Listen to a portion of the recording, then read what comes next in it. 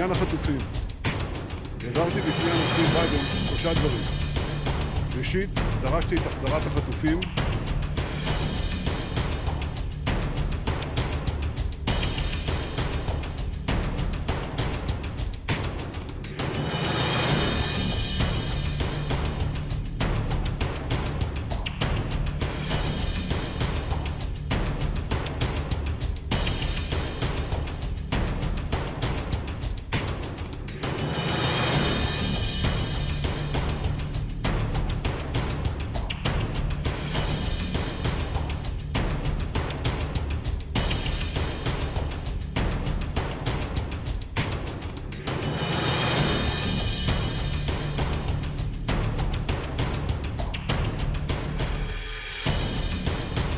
אני פה עם הלוחמים של גולני, הם באים מכל חלקי הארץ, הם לחמו כמו אריות, הם ילחמו כמו אריות.